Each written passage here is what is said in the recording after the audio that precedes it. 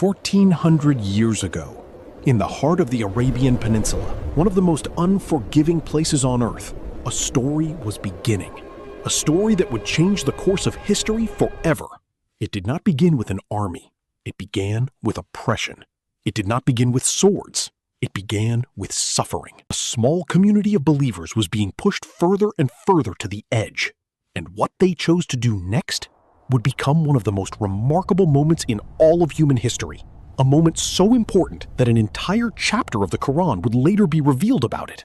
The city of Mecca, one of the most important cities in all of Arabia, home to the Kaaba, the ancient house of God, and home to the Quraysh tribe, the most powerful people in the entire region. When the Prophet Muhammad, peace be upon him, began calling people to worship one God, the Quraysh saw it as a direct threat.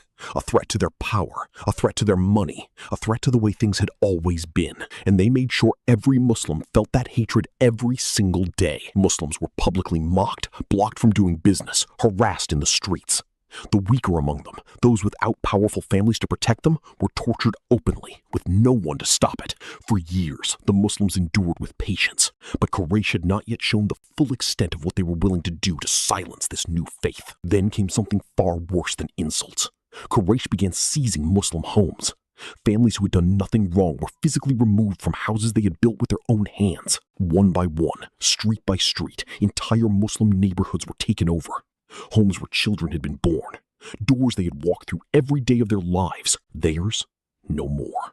Their savings, their trade goods, their possessions, confiscated. Everything they had spent a lifetime building, gone in a matter of days.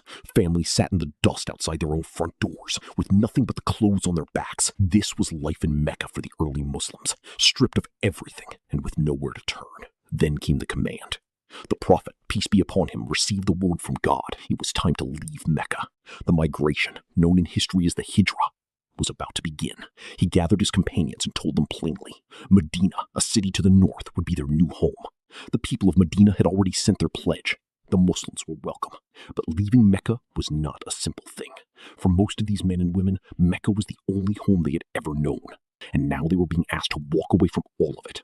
They went in small, quiet groups, taking only what they could carry, moving through the desert toward a city they had never seen, guided by nothing except complete and unshakable faith. They traveled mostly at night, under the crescent moon, through the silent open desert, knowing perhaps that they might never return. When they finally arrived in Medina, the Ansar, the helpers of Medina, welcomed the emigrants as brothers and sisters, shared everything they had without hesitation. But the reality was hard. The emigrants had arrived with almost nothing. No property, no connections in this new city. They were starting from absolute zero. Then came the news that changed everything.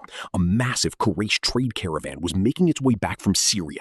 Hundreds of camels. It was led by Abu Sufyan, one of the most senior leaders of Quraysh. And the wealth carried by this caravan, it was estimated to be worth at least everything the Muslims had lost when they were driven from Mecca. Prophet sallallahu alaihi wasallam saw what this moment represented. The Muslims had been robbed, and now the very men who robbed them were walking their riches through the open desert. The Prophet, peace be upon him, called his companions together.